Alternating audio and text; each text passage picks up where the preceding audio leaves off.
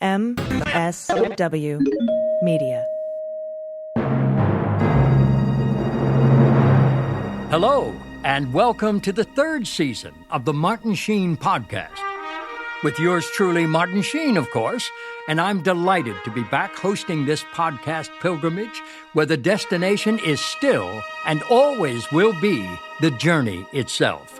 Along the way, I plan to share stories and personal memories of some of the many people, places, and events that have helped to shape my lifelong, happy, and continuing struggle as an artist and a man to unite the will of the spirit with the work of the flesh. I also hope to explore poetry as a powerful form of expression and communication by proxy, as it were, and how poetry is such a vital and necessary component of our spirituality and our public discourse. And from time to time, I'll invite friends, fellow actors, poets, scholars, and family members to join our pilgrimage and discuss what inspires their artistic journey. And so, friends, let us continue.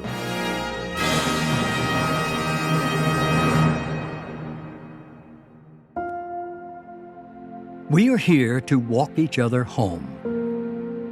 In the spring of 2003, during the hiatus of filming Season 4 of The West Wing, I organized a family reunion of all my siblings to take place in Ireland, celebrating the 100th anniversary of our mother's birth there on May 22, 1903, in the village of Borrisokane, County Tipperary. Her maiden name was Mary Ann Phelan, and she passed away on August 1, 1951, in Dayton, Ohio. She had 12 pregnancies, 10 survived, 9 boys and 1 girl, with 6 of us still living, including myself. Unfortunately, at the time of this recording, only 3 remain. But the gathering in Ireland in 2003 included my brothers Carlos, Frank, John, Joe, and my sister Carmen, along with my 18-year-old grandson Taylor, who was my personal assistant at the time, and my old dear friend and fellow actor Matt Clark, who my Irish cousins just assumed was another one of my many brothers, and indeed, I consider him so. My son Ramon made all the travel arrangements, and his skills were remarkable. First, he reserved 2 cars at Shannon Airport with automatic transmissions, since he knew only Matt among our gang of 8 knew how to drive a stick shift. And driving on the opposite side of the road in Ireland was hard enough without the adjustment of learning how to shift gears in the process. Then somehow Ramon managed to coordinate connecting flights from several different time zones to bring Carlos from Brownsville, Texas, Frank and John from Dayton, Ohio, Carmen from Madrid, Spain, and Joe, Taylor, Matt, and myself from Los Angeles, California, all together within 1 hour of each other at Shannon Airport on the afternoon of May 20th, 2003. Several hours later, with the aid of road maps and some careful driving, both cars with our gang arrived safely at our destination, the legendary exquisite village of Terry Glass, not far from Borrisokane. I rented several small houses there in a tourist compound near Paddy's all-purpose pub and community center, where we gathered for supper. Since we lived apart from each other in the States, except for a family wedding or funeral, we were seldom ever together in one place for very long. Now, here we all were in Ireland to celebrate our mother's memory with no other agenda, and it was a strangely liberating experience I had not anticipated. Then I realized that maybe what made it so unique was our coming together without our spouses or partners.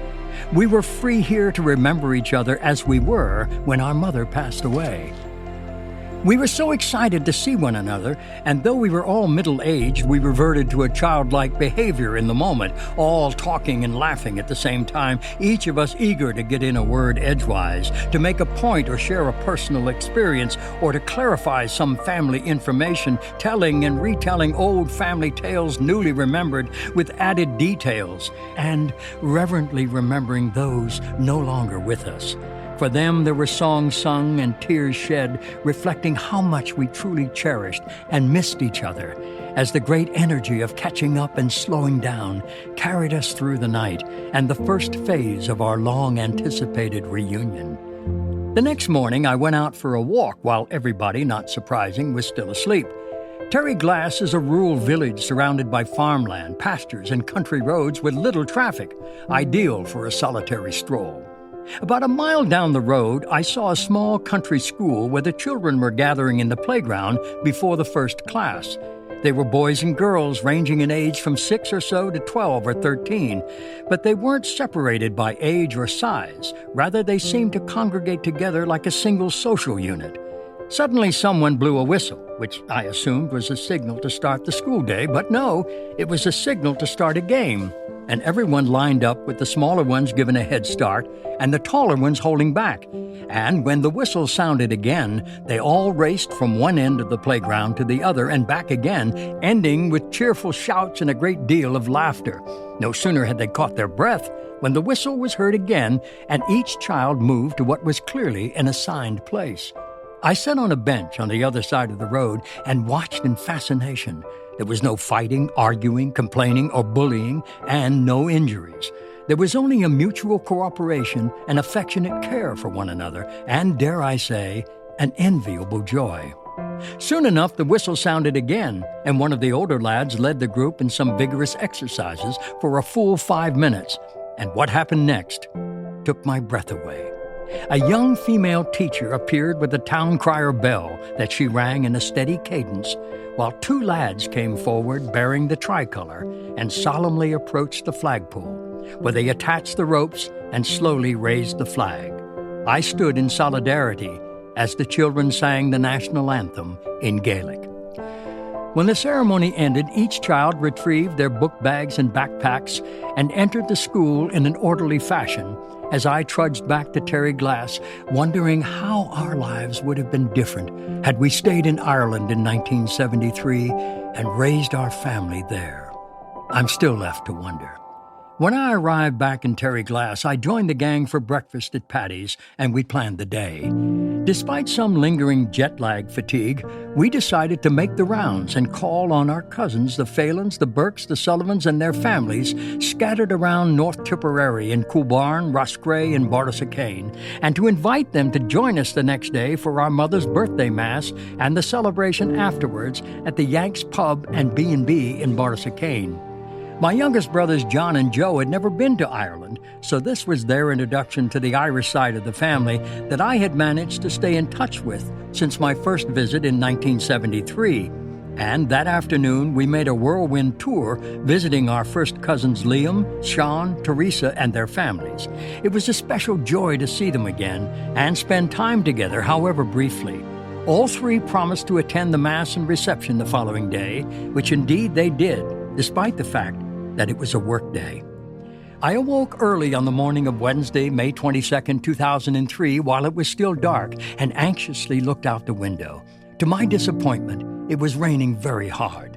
But I guess rain should never be a surprise on any given day of any season in any part of this beautiful country. It's what makes Ireland so green, of course, and the Irish take it in their stride. In fact, they would say, "'Tis a soft day." And soon I was resigned to whatever the weather was fine. After all, both the Mass and reception would be held indoors. But several hours later, the rain had stopped, the sun was shining brightly, and the drive through the countryside to Bortisacane for our primary purpose was simply delightful.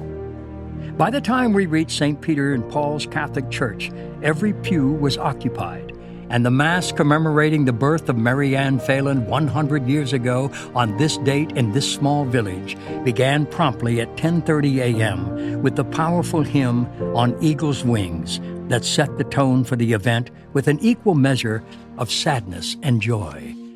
And he will raise you up on eagle's wings, bear you on the breath of dawn, make you to shine like the sun, and hold you in the palm of his hand. I began to weep silently as endless forms of childhood memories flooded over me throughout the Mass.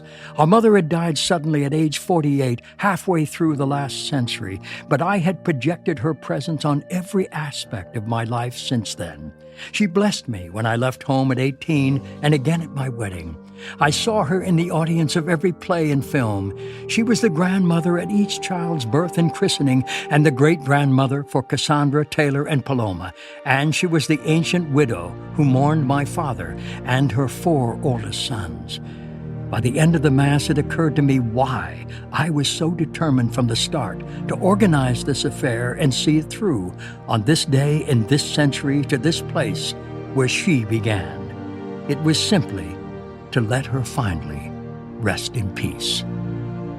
Far away the night is falling, and the twilight home lights calling, and from open door and window they will greet her as she comes.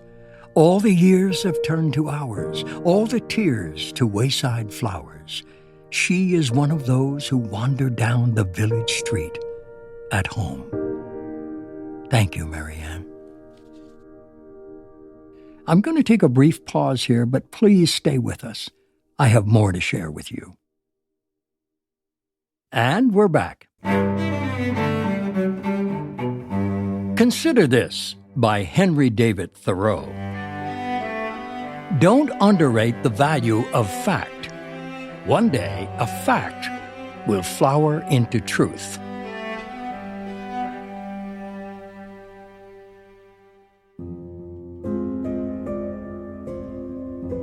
Hear now, Footsteps of Angels by Henry Wadsworth Longfellow.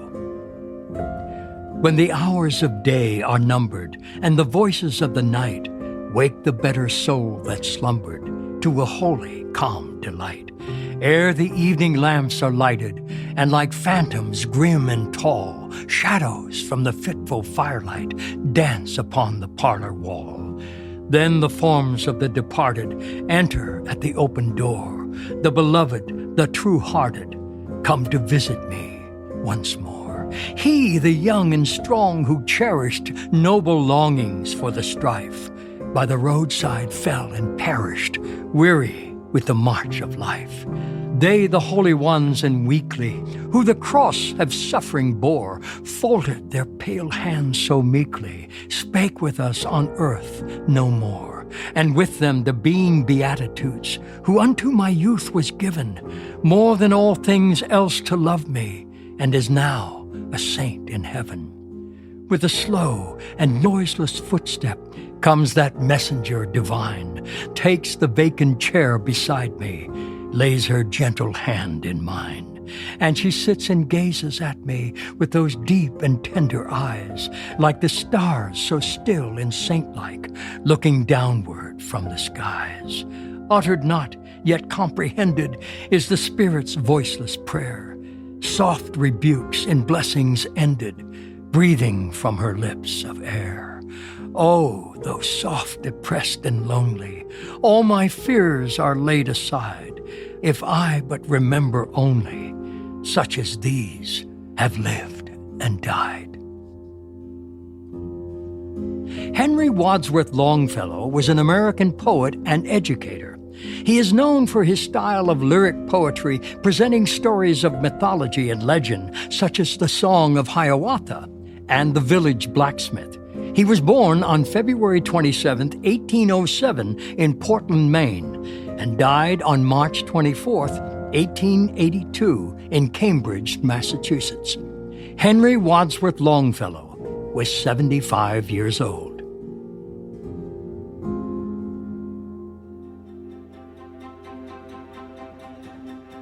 The following is a selection from the book Blessed Among Us by Robert Ellsberg. The book is filled with daily reflections that explore the lives of saints as well as ordinary men and women, with extraordinary stories of courage and spiritual awakening. Father Daniel Egan. Daniel Egan was a Bronx native who joined the Franciscan Friars of the Atonement in 1935 and was ordained a priest. A turning point in his life came in 1952 as he was preaching in a church and noticed a woman in grave distress. She confessed she was a drug addict struggling to kick her habit. Though Egan called every hospital in town, none would admit her. She was shrugged off as a criminal. He decided at that moment that he must open a house for women like this. That was the inspiration for Village Haven, a halfway house for women addicts, located across the street from the Woman's House of Detention in downtown Manhattan. The location was no accident. As Egan discovered, most of the women in the city jail were drug addicts, and yet few resources at the time were dedicated to recovery from addiction.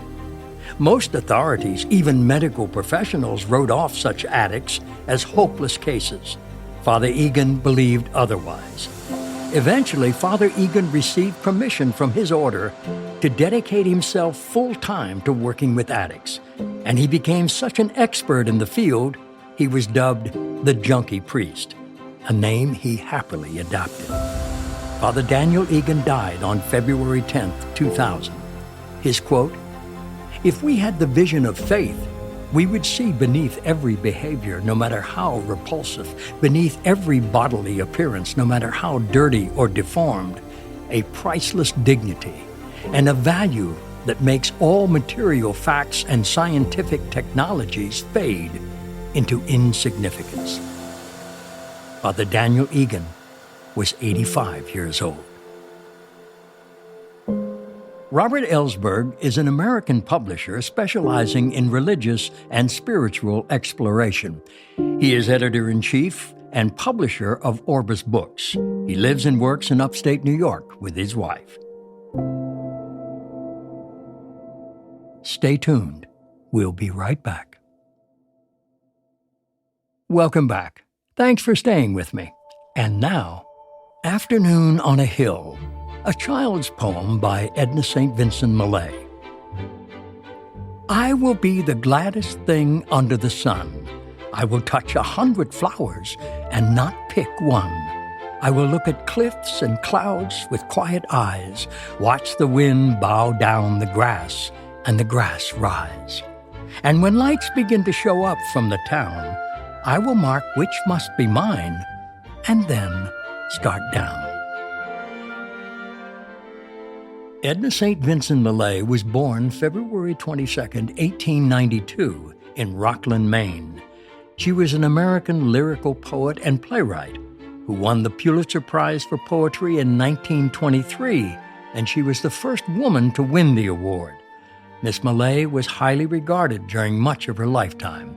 She died October 19, 1950, in Austerlitz, New York. Edna St. Vincent Millay was 58 years old.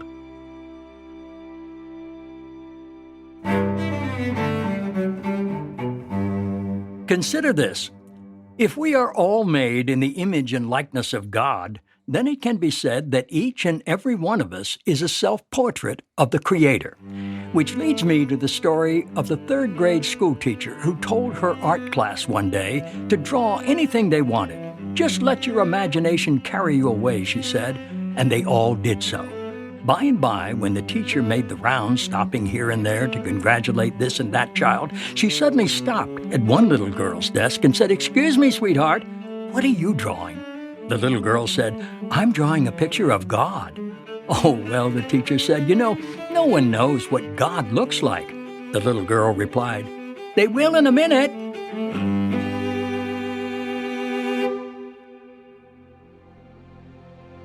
I invite you to delve further into the works of the poets I shared with you, and I hope you seek out writers and poets whose work speaks to your hearts and minds with the power to inspire your life. If you've enjoyed what you've heard here, please subscribe to my podcast, The Martin Sheen Podcast, with your host, yours truly, Martin Sheen, of course, wherever you find your podcasts. Yeah, I still have to say that. You can find a complete list of the poets and titles of their poems that I've chosen at our website, themartinsheenpodcast.com.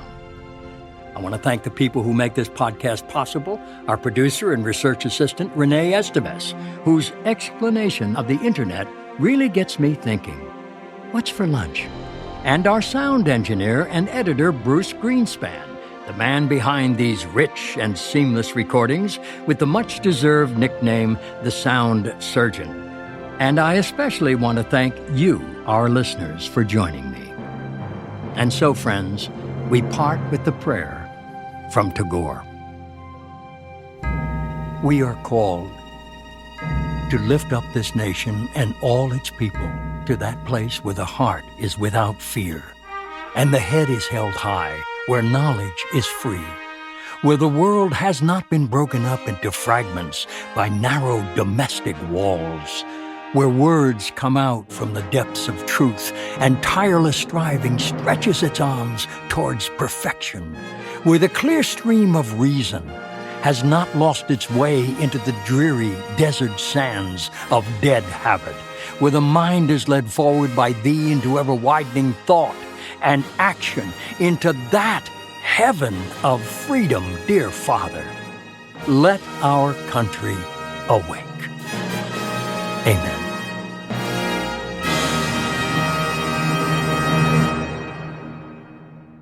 The Martin Sheen Podcast, all rights reserved. No part of this podcast may be reproduced, distributed, or transmitted in any form without prior written consent of the author and TE Productions.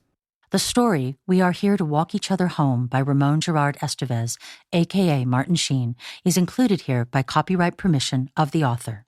The hymn On Eagle's Wings by Michael Johncass was included in this podcast by copyright permission of ORC Publications, who we thank for its use. Blessed Among Us, Father Daniel Egan, by Robert Ellsberg, is included in this podcast with granted copyright permission of the author, who we thank for this opportunity to share his work.